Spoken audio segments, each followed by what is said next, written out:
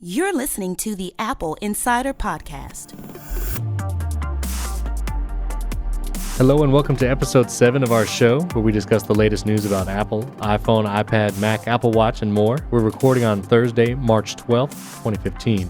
Today we'll be discussing Apple's full Spring Forward event and a recap, ResearchKit for iOS, Apple's newly redesigned MacBook, more Apple Watch news and pricing availability, and more. We have with us this week Apple Insider contributing editor Daniel Dilger, who was at the event. Thanks for being here, Dan. Yeah, it's great to join another podcast. And contributing editor Victor Marks is here again. Thanks for being here, Victor. Always happy to be here. And that was quite a chore trying to get together today. Skype was, I don't know what's wrong with Skype. It was just, Victor wouldn't even open for you. It was crashing for me, but we made it.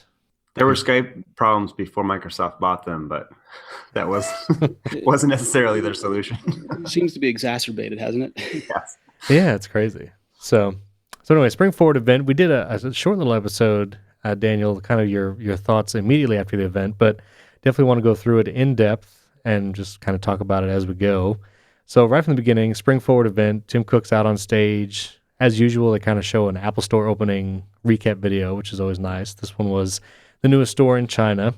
And Tim Cook rolled right into Apple TV, which we didn't know if they were going to announce anything about it, but he no hardware changes, unfortunately, but there was the HBO Now announcement. So HBO has partnered with Apple, and Apple is the exclusive partner for HBO's Now on-demand and a streaming service, HBO Now. $15 a month. You get all current content and past library on iOS devices and the dedicated channel on Apple TV. So again, something cord cutters have been looking forward to. And the Apple TV dropped in price from $99 to $69, but with no update to the hardware. So I want to ask, why do you think it needs a hardware update? What are you missing? Yeah, I was thinking about that, and I guess hardware-wise, it doesn't really matter. I don't know if, and the software is fine. I think the interface, maybe universal search. I think that's probably the one feature that I've used on other systems like Amazon Fire TV that I would love to see on Apple TV. I want to ask you about that. Universal search, when you're searching on Amazon Fire TV, does it search across Netflix and Hulu content as well for you? Or does it only search across all Amazon's Fire content? It searches across all. So if you search for, let's say, The Voice, the show, it'll pull it up in Hulu. And if you search for, what's the TV show on Netflix, like Breaking Bad or something, it'll show, here it is in Netflix, here it is in Hulu, here it is in Amazon. Okay. So that's what I would like to see. Again, my understanding was that Amazon's voice search only would trigger in Amazon. So you're talking about universal search where you have a keypad entry or a remote entry. Right. And, I'm excited about the Apple Watch being a remote. I'm curious how that's going to work. Yeah. If you could do my search. one concern about a universal search path is that I hate having little asterisks that explain where it doesn't work. So when voice search works for all Amazon content but doesn't work for all the other content, or universal search works but only when you use it from the remote or the keyboard, that feels very un-Apple-like. The Apple way of doing things is that you just have simply one explanation and that's it. Yeah. No caveats. Yeah. Apple TV also merges the idea of, on iOS or in a web browser, every site or app that you go to is completely controlled by whoever's running it.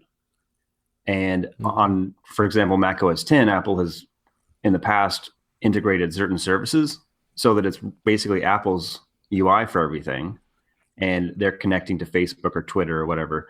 And well, that's interesting if you think about how sharing sheets worked, particularly before Apple opened it up with the app extensions. You could share things with Facebook or Twitter, but only in ways that Apple thought about or wanted to support. Mm-hmm.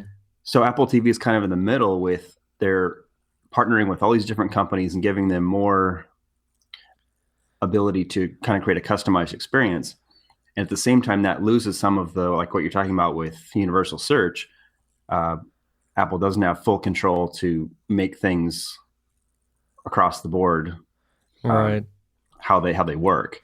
And so there's like a little bit of weirdness on Apple TV in that every app you go into kind of works on its own thing, and you don't have a way to say, hey, I'm looking for this program. I know it's on Hulu, and Netflix, for example, I'm paying for both of them. I want to know which is better. Do I watch the old version on Netflix or the version with ads on Hulu? Right. So having some kind of shopping system like that would be useful, but it's would be a little bit difficult to work.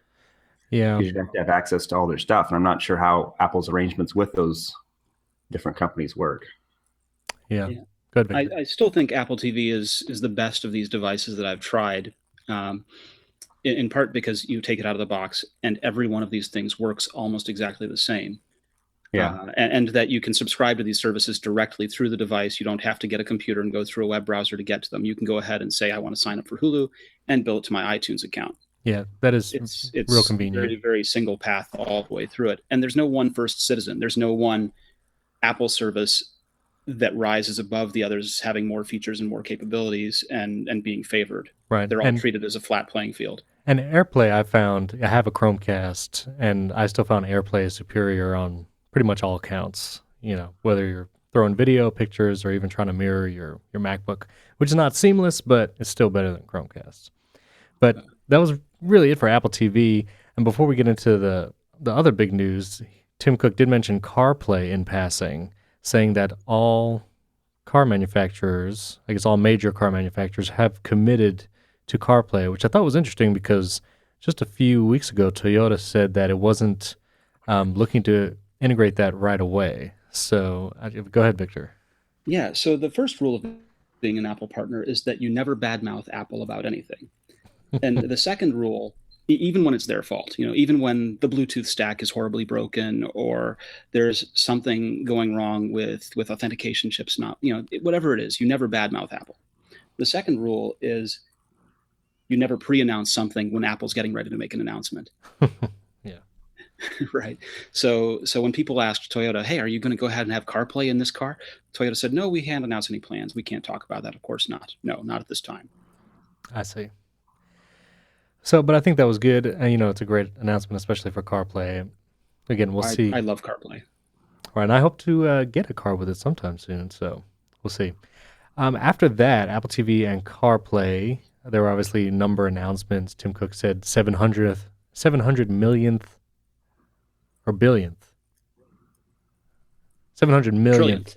Yeah.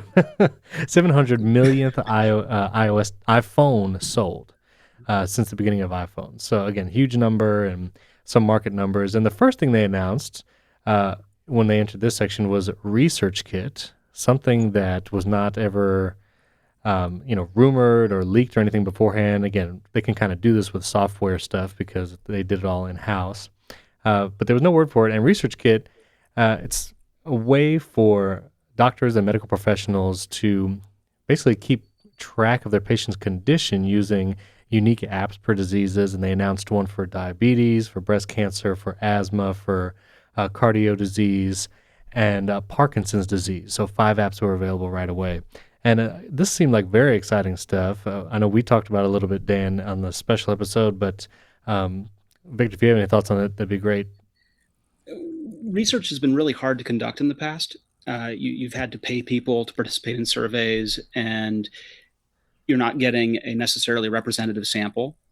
You're not getting a wide sample. You look at studies, and it's hard to find sometimes studies that have more than 200 people in them. That's a reasonably large number for a study. Right. And so now by opening it up to phone users and by opening it up to requirements like just getting an app and being able to see if you qualify to participate in a study, you've really widened the amount of sample set you get. And I think the huge thing that the crowd responded to, and Dan, you can tell me if I'm right or not, but it looked like that making ResearchKit open source is also a huge thing. Yeah, I think that was kind of the icing on the cake. I mean, people were seeing it. It's the kind of thing that when they first start talking about it, it's like, oh, this is some esoteric thing they're working with researchers on. But when you start to see that these are diseases that affect everybody that we know, everybody in your family above a certain age is going to have some kind of problems that they're dealing with. And when you start to see the scope of how this can help people, it's really, it's kind of this heartwarming thing that we realize, oh yeah, we actually have the technology now to solve problems that just weren't possible before. And the cell phone has been doing this for a while. I mean, just the fact that we had cell phones, in the late 90s, being able to communicate with anybody is changed everything. And then having that turn into a computer so that you can have apps and you can have all kinds of things that connect to a variety of sensors has opened up all kinds of things in ways that, remember 5 years ago, Steve Jobs talking about, basically we have everybody's walking around with these phones. We can tell where they're at and we're going to start modeling traffic. You're like, oh, of course. And this is kind of an example of doing that on a more sophisticated level because you have these devices that everybody has in their pocket. And I think ResearchKit came out of health. I mean, quite obviously, Apple created this thing saying, here's our solution for a database of information about you. And researchers were saying, this is great, but if we had a way to do this across a lot of people, we could do these kind of large scale research involving lots of people volunteering to join these programs. Right. I think that's where it came from. There were a couple of things that resonated with me about this and about the demonstrations of ResearchKit. One of them was the idea of using the phone for gait analysis and being able to use gait analysis to quantify a person's walks and missteps for Parkinson's diagnosis, where previously it was simply a doctor looking at a patient and saying, well, gosh, I think that's a 2. And now having a consistent data set to compare against is being eye-opening. The concern that I had, and I think they must have solved, is that in the past, when I would go to a doctor and I would show some of my health data, like I've been tracking my sleep for 3 years, so I can say definitively when I wake during the night, how much sleep I get over time, things like that. And, doctors look at that and somewhat feel like there's data paralysis. There's too much data. It's like when there's something wrong with your computer, and so you present to a genius 24 hours of log files. Right. They're like, what am I going to do with that? Can't do a thing with that. So they've had to figure out how to get just the useful data they're looking for out of this large sample set. But what you were saying about the phone really enabling data collection that simply wasn't possible before resonated with me and the asthma app, because now they're able to say, we know geolocation, we know when a person is having an asthma attack or having the onset of an asthma attack, and we can identify, is there something about that location and the air quality at that location that causes that? And now we can sort of identify causes, location causes, air quality causes that just simply weren't even quantifiable before. And I can't even imagine what could mean in the future when, if more people allow their devices access to their location, things like that, if someone's alone and something happens, whether it's God forbid, a heart attack or a seizure or something like that, and it could actually notify a hospital or physician when it happens. I mean, how many cases do we hear about people dying because something happened to them and there was just no one around to either help them or call an ambulance or something like that? I mean, that's just amazing potential there for in the future. Help, I've fallen and I can't get up. Yeah, right, exactly. I remember those commercials, But, there's also the thing, for tremors, you can be tapping the screen and it can measure yourself that way. It uses the phone's microphone for the asthma test. And again, like you said, Victor, for the gait when you're walking, just put the phone in your pocket and the accelerometer will measure it. It's pretty amazing stuff. And again, not really any new sensors in the phone. I mean, the phone has had these kinds of things forever. But really using it in this way is really cool. There were people doing asthma devices that paired with the phone at CES. I'm going to have to look them up and go back and see that, because I'm wondering if there's integration between that and health, and then being able to also augment the data you're giving back through the ResearchKit. I Right. think that's one of the things that they mentioned.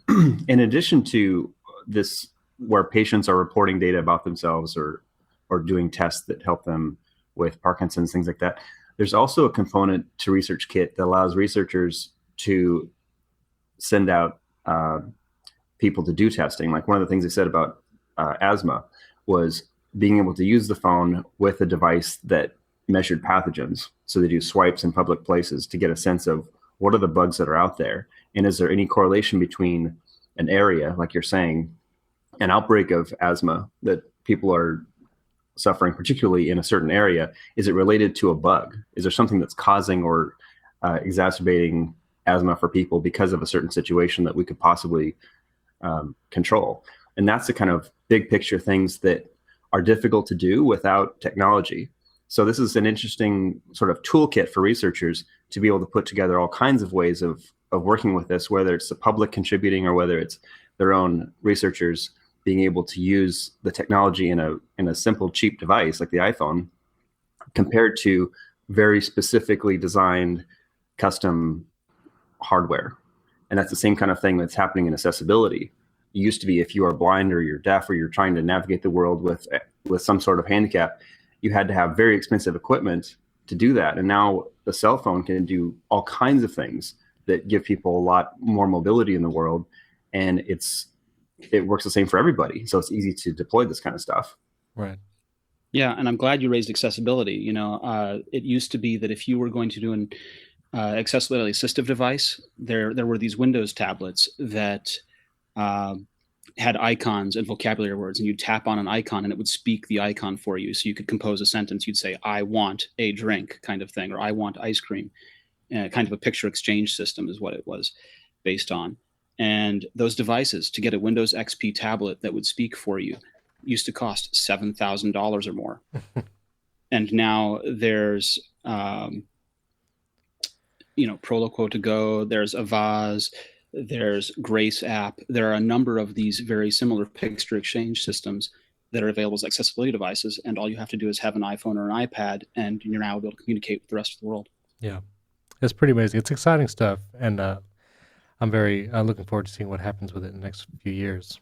But moving on, the next big thing in the keynote after ResearchKit was, of course, the newly redesigned MacBook, 12 inches, Retina screen, weighs just 2 pounds, thinner than the current MacBook Air, new butterfly keyboard mechanism to make typing even more enjoyable experience, and a Force Touch trackpad, which again clicks evenly anywhere on the trackpad and has the new Force Touch gesture, and only one port, the USB-C port, which we could definitely talk about in a second.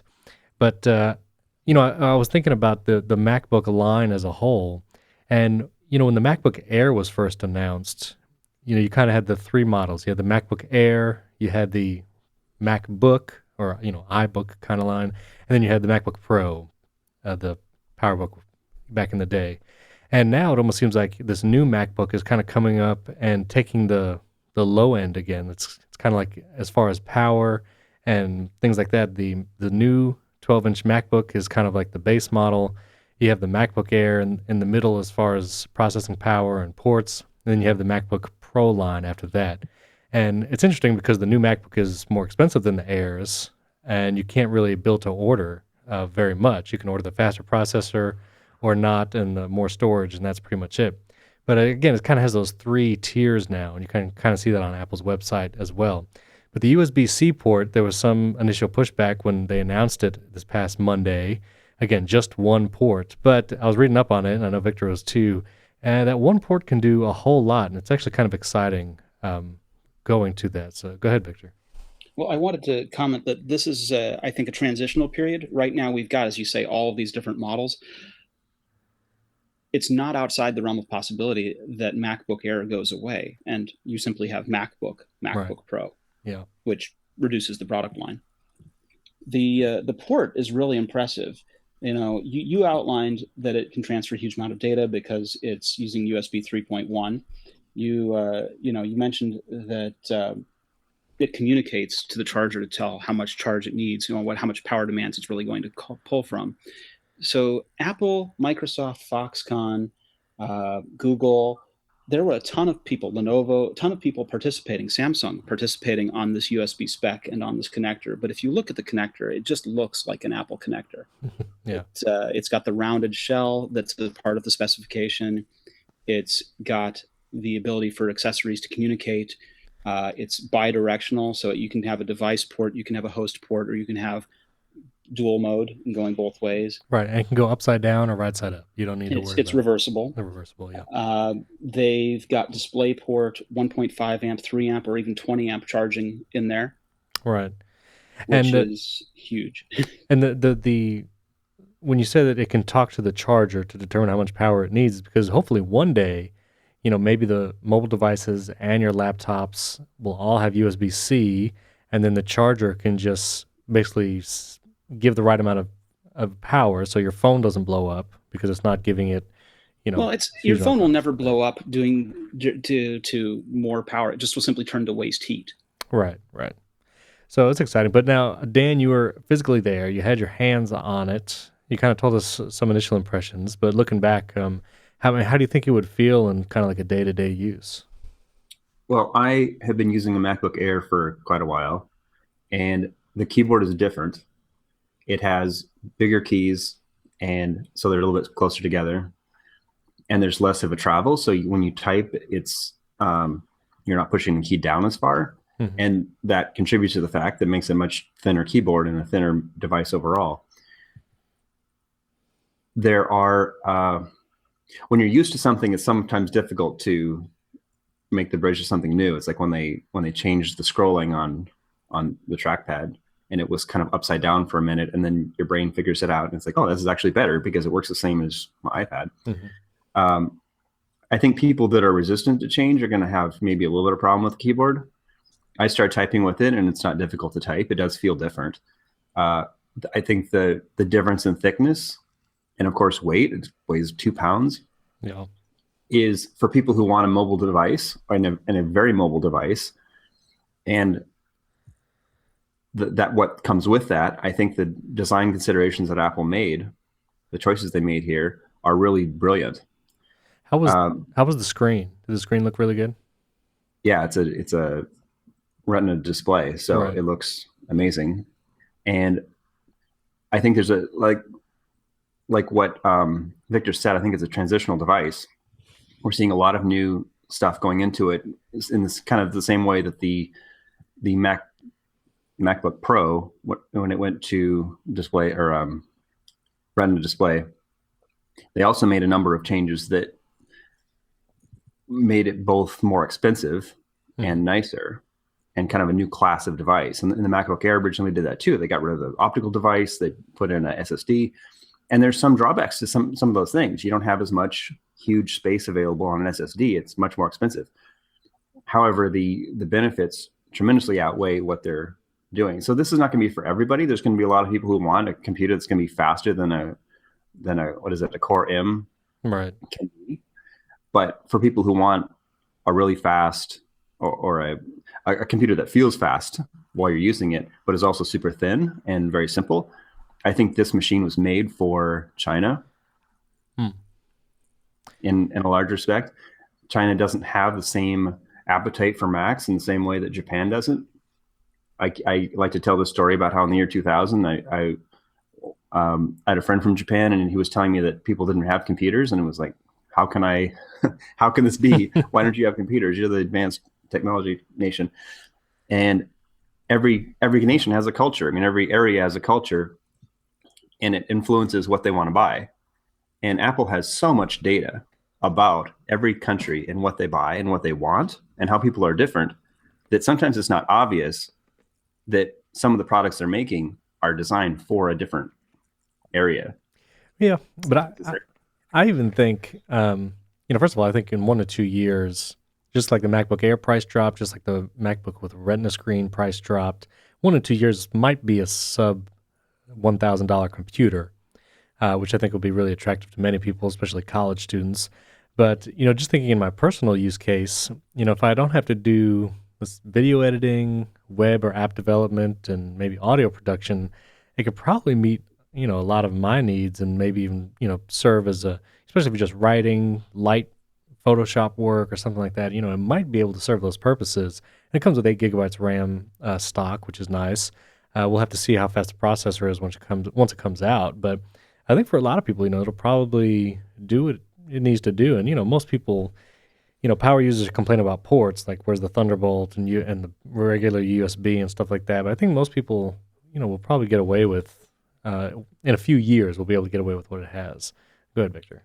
Well, that USB port has DisplayPort signals on it, and DisplayPort does allow daisy chaining. There are DisplayPort displays that have in and out ports. So there's no real reason why it can't accommodate a lot of those needs. Obviously, if you've got a Thunderbolt drive and you've got a workflow that requires it, yes, you're not going to have it. But I think for people that aren't reliant on Thunderbolt, it's really there. And And the price isn't out of line either. My first MacBook Air was a 2011 model, 11-inch Core i7, 4 gig of RAM, 256 gig storage, and it cost $1,600 at the time. yeah, So I don't feel like this is anything too surprising. I wonder if this is why Apple has not come out with a Thunderbolt display yet also.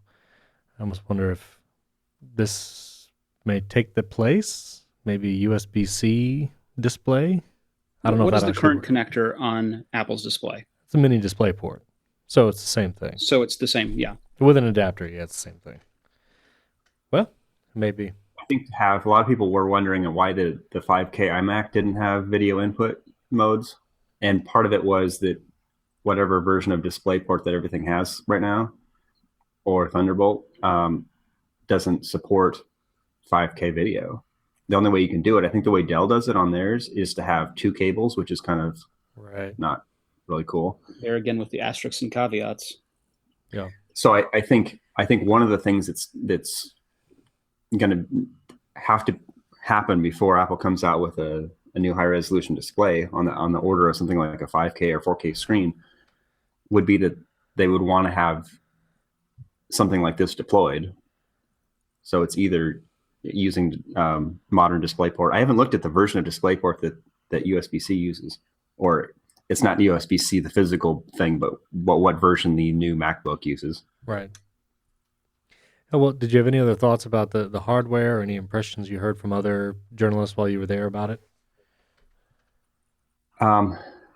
It's a really sexy device. It's the first one that doesn't have the glowing, I guess it's just the backlight LED that shines through the Apple logo. Oh, wow. So now it's a polished thing. I think that probably makes it easier to build. There's the joke online. Somebody took the Spanish language conversation with this guy who's laughing at him while he's telling the story, and they put titles on. Have you seen this? No, I haven't. No. They portray it like the guy is talking about the new MacBook, and like he came to present this idea, and he didn't drill enough holes on the device, and it's this parody, but it's kind of funny. It looks to me like it's going towards the direction of the iPad design, isn't it? Well, it's that cross-pollination that we see at Apple, where a lot of things that are developed for one line starts coming back to benefit other things too. So yeah, there's a lot of MacBook or a lot of iPad Air feel to it, which is obvious. It's created by the same people. Right.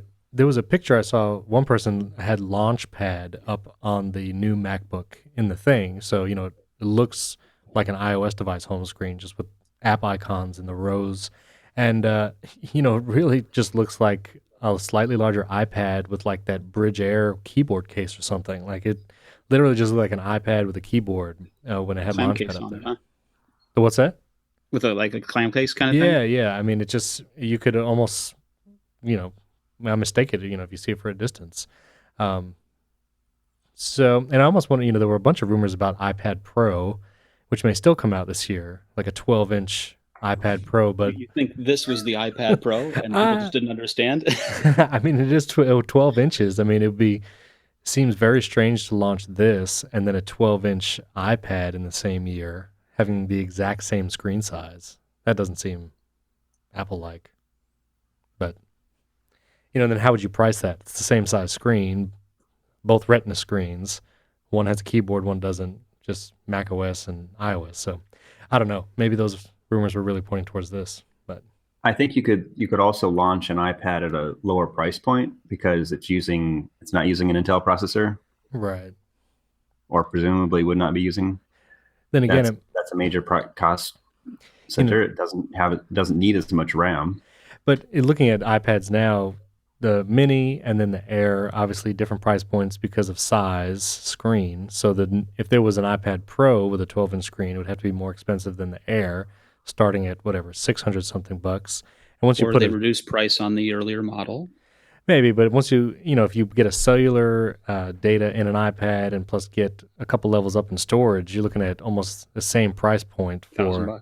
Yeah, $1,000 for an iPad Pro or a new MacBook. And maybe Apple's okay with that, and it's just whatever people prefer using. But it'd be interesting to see. After Apple releases products, we all look at it and kind of analyze what they're doing. But I don't think Apple takes a matrix and says, here's every price available. How can we fill each one with a device? I think they look at products and say, is there a demand for this? Is there a demand for an iPad that's bigger than the one we're selling? And they talk to people and they try to find out if that's the case. And I'm sure that that's what they're doing. I don't know. I don't know enough about Apple's iPad data to know if there's really a demand for a big iPad. There could be, and maybe they're finding out that there's not. But I think when Apple develops products, I think that's the driver. They're looking at the market and perhaps talking with people, but they're also looking at the data of what actually sells. They know what sells. I think you're right in saying PowerBook for a while, but they realize that there's not enough demand to maintain a product in that category, so they don't sell it anymore. I think you're right saying that's why they develop products, but I think keeping those price points across the scale is why they keep devices around. Example, the iPad mini without a Retina screen. Whether there's demand for that right now, being a non-Retina versus Retina screen, I'm not sure, but there is demand for a cheap tablet, especially to compete with things like Amazon Fire and things like that. So why else keep an old iPad around? But keeping something around doesn't require much effort.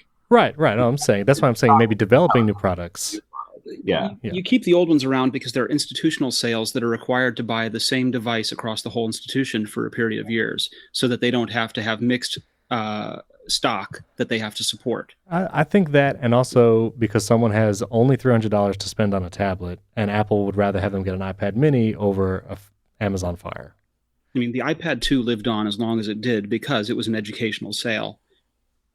Yeah, the iPad 2 is a weird case, but I think, again, why the iPad mini without a Retina screen, sure, institutional reasons, but I think also because people want to just have a certain amount of money to spend, they want to get a tablet. Why not have a device at that price point where, someone would buy it? Well, they are definitely reaching a price point with products like that, and I think they're also differentiating what they really want to sell. Because if they did like Samsung and just offered one of everything, of every little, one every 1/10 of an inch, they have a tablet device in each one of those, and probably they would be selling a clamshell if they still sold computers. That's not a very efficient way to sell things, and it also distracts people away from buying what they should be buying. Right.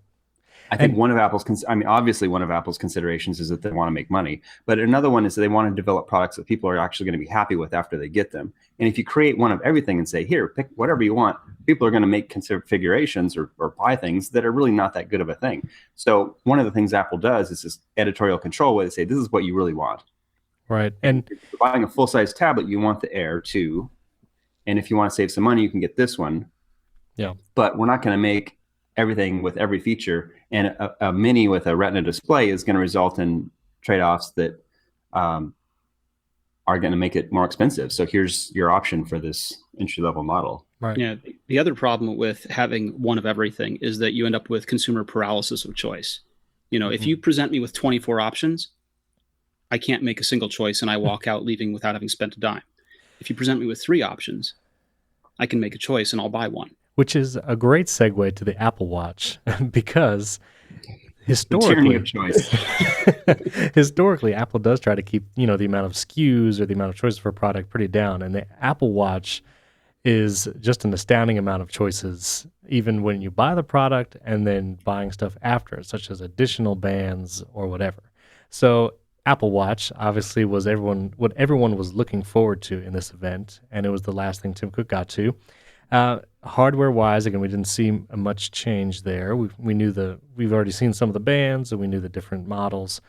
We obviously learned about pricing, which is $349, $399 for the Sport, $549, $599 for the Apple Watch, regular, the Steel models, and then $10,000 and up for the Apple Watch Edition models. And they did show off some apps, some third-party apps, things like Uber and the W Hotels, how you can open a door with the Apple Watch, and SPG. And they showed off Apple Pay on the watch, things like that. I thought it was interesting they didn't bring any third-party developers themselves on stage to demo their apps. Usually they do that with a new device launch. So I would have liked to have seen that. But it was, good showing of apps, good showing of what it could do, and obviously pricing was the biggest deal, which some of those watches can definitely get expensive. Even those middle of the road Apple Watch Steel editions, if you get it with a link bracelet, you're talking over $1,000 for the steel one. But definitely interesting. What was the feeling in the room, Daniel, as they were kind of going through that stuff? The prices, I think people had been fairly prepared because we'd been talking about it, and we all knew that the Golden was going to cost thousands of dollars. But the differentiation that Apple pointed out is kind of interesting in that it's not a good, better, best model that we're used to. Most Macs and iPhones, it's like here's the best one, here's the last year's one, and here's the one we're still selling. Right. Where with Watch, it's different. It's the middle version is just called Apple Watch, and then the cheaper version, which has cheaper materials and reaches $100. The less expensive version. It's not. Well, it is literally cheaper, though. It is cheaper, but it's not presented as here's our cheap version. Here's our sport version. It's not cheap as in low quality. It's just less expensive. So here, our less expensive model is designed to be lighter and simpler, and it's like a basic version, but it's not the basic version. It's the sport version, which is an interesting way to position it. And then the high end being something that Apple hasn't specifically done before. They have always had stuff that was quite expensive. And, back in the day, back in the late 80s, it was quite simple to have a Mac hit $10,000 with a video card and the RAM that you put in it. People didn't think of that as so much the luxury as just kind of a business expense. It was like this expensive workstation because RAM was just so expensive. Yeah, I would say the 20th anniversary Mac was the only one that really ventured into that expensive for luxury purpose. Yeah, that was just kind of a show-off kind of thing. And it wasn't terribly expensive, was it? Wasn't it $7,000 or so? It was $7,000, $7,500. It was basically like a PowerBook that opened up on your desk and had speakers. Well, it had Bose speaker. Yeah, it was basically a PowerBook. But it was still cheaper than the Apple Watch edition. Yeah. Where this is kind of it's a different material, and a lot of PC kind of people, these various pundits that are used to talking about how people should buy, cheap phones, are sort of taking umbrage with the fact that it costs $10,000 or starts at that much. The bigger one is what, $12,000? It goes up to $17,000. Yeah, it's not for those people. Yeah, and for the people that it's for, it's not actually terribly expensive. Although Tim Cook did say that the edition model is the truest or the best expression of the Apple Watch, which, functionally, they are all going to function the same way. The same applications will run, the same interface will run, and you interact with them the same way. Yes? Yes. Okay. I mean, the Sapphire screen on the Apple Watch and Apple Watch Edition, I feel is like one, especially when as a watch, making it least prone to scratches and nicks is valuable. Something that you're going to be wearing on your wrist all the time. So, and to say, the sport model doesn't have that, and you think sport, you're going to be the most active with a sport watch, but it doesn't have the strongest screen. So that's kind of, We've already seen people begin selling different kinds of protector cases for these things. Xdoria launched theirs 10 seconds after the keynote ended. We've seen stands. Griffin has a stand. 12 South has a stand for charging these things. Yeah. Pen and Quill has a stand for charging the thing that's quite nice, actually. So, I'm not concerned about protecting the non-sapphire glass with the Sport Edition. I'm sure someone will be happy to sell me for $10 a 0.9 millimeter 9 Mohs glass PET screen protector for it. Yeah. So Dan, again, you were there and you played with the watches. How did the digital crown feel? How did you feel navigating it? Some people were saying it's not incredibly intuitive. So I'm curious what you have to say about that. I thought it was intuitive. There is complexity. It's not iOS. It doesn't feel like an iPhone. So you're learning something new, and yet at the same time it's very familiar. So it takes you a minute to realize how the buttons work, because it has a button and it has the crown, which is also a button. Right. and you pick it up real quick, because as you work it just does things that make sense, and you can't really get lost in a place where it's not like you're led down an alley and then you're in an app and how do you get out of this, and you keep pushing the back button on an Android device and you're like, where am I at? How do I get to settings on Windows kind of thing? The way Apple does stuff is they make it so that you can use it even if you've been drinking. That's the user test. I'm pretty sure that's their user test, or maybe after a little toke. They did find the iPhone 4 in a bar before it was launched. Exactly. These are people that drink, and Steve Jobs smoked a lot of weed when he was young. They did make the Yosemite joke. They were going to name it after weed, and then they didn't. So yeah. Oh yeah, that is true. They made that joke. Yeah. So the watch automatically turns on when you look at the time, which Right. seemed to work pretty reliably. You pull it up and bang, it's on. Whereas the same lift to talk thing for Siri and on the iPhone, it seems like it doesn't always work exactly the way you'd want it to. With the watch, it seemed to be like they really got that down. When you flick up, which is kind of like the control center, Right. instead of presenting you with settings, it gives you a full screen sort of mini app they call glances. Right. And when you're in that mode, then you realize there's a little button indicator that you can swipe sideways. So you can go sideways through all the different things that you have loaded. So it's kind of like a mini apps selector. And then when you're in an app, say you're looking at like the American Airlines glances, you can go from that to launch the full app. Okay. On the watch. And yes, and when you're on an app, either through a glance, if you somehow get into an app, you can go back by hitting basically the home button is the digital crown. So you push it in, you're immediately back to the home button, which is where you have all the apps. And when you slide in, as you dial the app, you go from seeing all your apps to kind of like the main app. The default app is the watch face. So the watch face is in the middle. So you're kind of zooming in and out of this world where everything sort of makes sense. I mean, you're seeing it on the screen, you're seeing it animated, you're kind of being led along to where you're going. So I didn't think it was confusing at all. Yeah, I think what people forget is that, we've been using the iPhone for 7+ years now. And we had to learn how to use an iPhone at first too. It was easy to learn, but it wasn't something we already knew when we first got one. This is going to take a few minutes of learning and understanding exactly where things are. And one of the things Android phone users have always complained about the iPhone is that it's boring and that it doesn't hold your attention enough. There's not like the little gadgety things on the desktop that you can like doodle with. I've always thought that was kind of a silly thing, because when you want to use your phone, you want it to do something, not to like diddle around with. But I think with a watch, it's a little bit different. There's a little bit more kind of curious diddling that you're going to be doing. And the way that you connect with people, the separate button, if you touch that, it pulls up a contact, it's almost like a roulette wheel, and you spin around and you can pick the circle of people that if you want to send a message to somebody. So you tap a button, spin it around, grab a friend, you message them, and you have these options of whether you want to dictate a message to them, and you can send that as an audio file, or it will dictate it into text. So you're sending a text message with your voice, or you can do the glances thing or your heartbeat. Right. And I mean, not glances, but the sketch. The sketch, yeah. So it's this very well thought out communication system that, instead of being very computery or even kind of like a cell phone where you're tapping on a screen kind of thing, you're able to communicate in a way that's very sort of personal, and especially the sketch part. It is kind of difficult to draw something really precise on a little screen like that.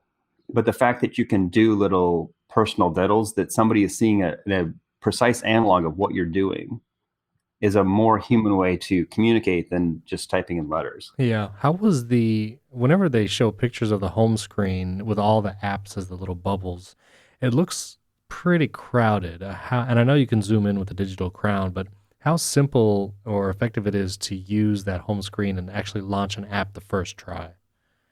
I think it's hard to portray the user interface in pictures, and sometimes even in video. I think it's easier with video, but they didn't do a lot of on-stage demonstrations like they have with the iPhone. Remember, on stage with the iPhone, they'd always have it kind of hooked up to a live feed and be showing this thing. And I think Kevin Lynch did a little bit of that, but Using it in person, if you have it scrolled out so that the icons are tiny little circles, yeah, it is kind of difficult to manipulate that with your fingers, but it's very easy to spin in and out. You're zooming in and out of this like world of circles, which kind of reminds me of a video game selector. Right.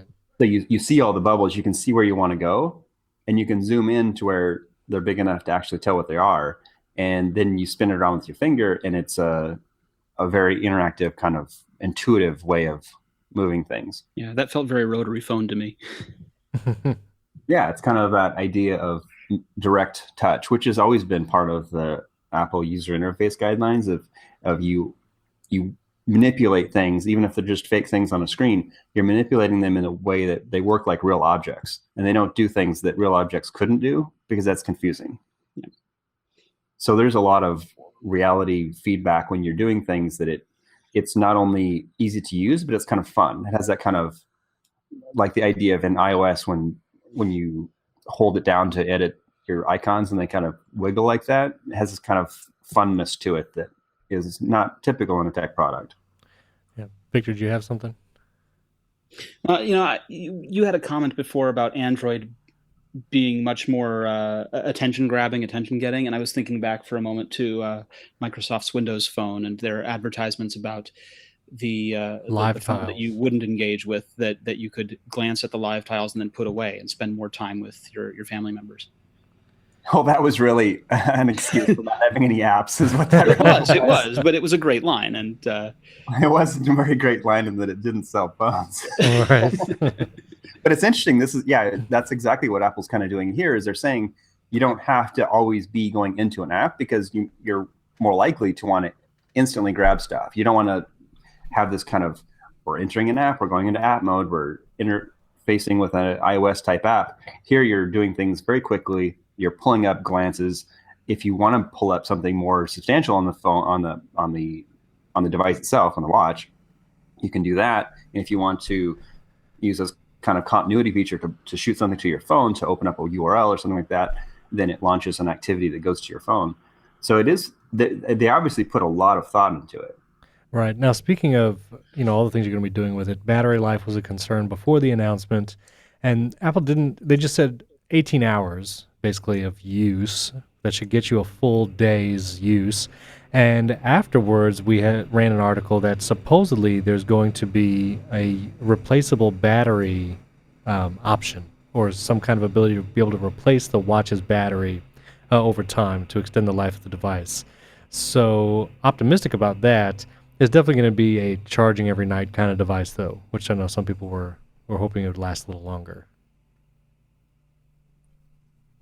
Yeah, I think that there's a constant, it's an engineering battle between, do you make something that's simple that lasts for a very long time? Because there are simple watches. There's, things like the Kindle or e-ink screens that can last for several days, but they're not very powerful. And there's just a lot of things you can't do when you have that sort of technology.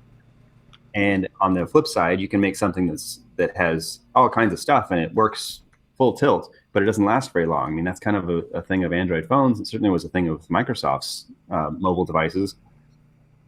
They introduced color right away and had big screens, and they lasted for like 2 hours. Right. So you really have to find a balance between making something that's useful enough to wear on your wrist, and at the same time lasting long enough, but not trying to last for so long that you have to dial everything down so it's just like a black and white screen and doesn't really do much. Right. So I think they've done a pretty good job, and I think over time that's going to keep changing, and they're going to keep improving their battery technology, obviously. Yeah. Do either of you wear a traditional wristwatch at all? On occasion. I haven't for a very long time. Okay. One of the things that I've observed is that when I'm working at the laptop for an extended period of time, I will take the wristwatch off because the clasp or the buckle is hitting the palm rest. Mm-hmm. And it's just kind of an uncomfortable thing to be dragging that across the palm rest. So, and I've seen this among other people when I've been working in office situations. I've seen people take the watch off during that portion of time. So if you have a charge stand at the office, at the work desk, and you have a charge stand at home. It's entirely possible you're sitting here at work, you take the watch off for a little while, you put it on the charge stand, and then it's a nice display on the stand. You take it, put it back on your wrist. So maybe charge anxiety isn't a real problem here. Yeah, I'll have to see. And, people have to charge their tablet and phone already. People are saying you don't want to charge one more device, but I mean, you're charging 2 to 3 devices already, so and especially if it's a thing where you could just kind of lay it on. I mean, you're going to take your watch off at night anyways, I would presume. Some people don't. Yeah, some people don't. Maybe you could do sleep tracking if you keep it on. Yeah. So maybe not. But yeah, the desk thing, if you're at your desk, I do the same thing. If I am wearing a watch, I'll take it off when I'm working and just put it on the stand and let it charge. So we'll see. We'll see what happens over time. We did ran a piece on the AppleInsider.com with all the different options with the bands and the different models that you can get. Tons and tons of combinations. So definitely check that out. We'll put links and show notes to all that. You can get ready to order yours. You can pre-order it April 10th, and they'll also be in the stores on April 10th, so you can see one in person before you pre-order it. And April 24th is when it will officially go on sale, and presumably pre-orders usually arrive that day or a couple days after, depending on what kind of supply constraints there'll be. And I'm curious if there's going to be as many supply constraints as there usually are, like with the iPhone and iPad launches, if this is going to see that too. If you're getting in a watch edition model, probably won't be many supply constraints. So if you really want one. Are either of you guys, are you getting one? And if so, have you decided on a model yet? I have not decided on a model yet. But you're pretty sure. I think I'm tilting towards a bigger screen. Yeah. And I'm trying to convince myself that I probably need a stainless steel one. I've already convinced myself of that, so. Do you think the black stainless steel or the shiny stainless steel? I'm going to go with the shiny because the black one is the most expensive of the steel models. Because it comes with a link. Yeah, and the link bracelet alone is $450 if you buy it after the fact. But I think 42 millimeter, the larger screen, the shinier steel with the Milanese loop for myself. But, yeah, I kind of like that idea, that loop one. Yeah. The loop's going to be comfortable. Yeah. And, varying size, it's not just holes in the thing. So, well, wearing a device that costs that much money, which, is kind of comparable. It's actually cheaper than a phone. We've seen so many phones being stolen. I wonder how common it will be to lose your watch, and if somebody takes your watch, if it will have the same sort of Find My Watch iCloud lock. Yeah, the activation lock, so that you can't use it if it's been stolen. That's a good I haven't question. seen the details on that, but I don't know if they published them or not. All right, so what about you, Victor? I have traditional watches. I like stainless steel very much. I think I'm actually leaning towards aluminum, and not just based on expense, but also based on lightness. And I'm tempted. What I really want are third-party lugs that allow me to use traditional straps and traditional bands, because I have a number of straps and I have a number of bands, some that have been handmade for me. And I have a couple of bracelets that I've assembled out of different parts and pieces and clasps. I have a clasp that is infinitely adjustable. As much as Apple has put thought into this, I've put thought into the straps and bracelets I already own. I know I'm an outlier, but that's what I'd like to wear. I think that's not crazy to think some third-party manufacturer will do that. It's where you can use your own kind of straps. I've seen something along those lines already. Okay, Yeah. well, there you go. Although I don't know how there's the band security thing. Right, the So click. you take it off, it stops. It forces you to re-log into Apple Pay and put in your PIN. Yeah, that may be an issue. Yeah. Well, again, April 10th pre-order, April 24th it'll be available. And where can people find you on the internet, Daniel? I am on Twitter at Daniel Aaron, ERAN. And, of course, I write for Apple Insider as well. Yep. And Victor, how about you? I'm at VMarks on Twitter, and I write for AppleInsider. All right, and you can follow me on Twitter at Steven Robles. Thanks you all for joining us. Go be sure to check out all the content on AppleInsider.com. We have a bunch of hands-on images that Daniel were able to take on the event and some video. There's also a 2-minute recap of the entire keynote if you would like to see that. And we have all the news from this week. Sign up for our newsletter, which we're sending out weekly. You can sign up online and receive that. And don't forget to subscribe in the iTunes Store and go ahead and rate and comment us on our podcast page there. We appreciate all of you who have done it, and you consistently keep us in the top rankings. So please encourage your friends to go subscribe, listen, rate, and review. And thanks again for joining us. We look forward to talking to you next week.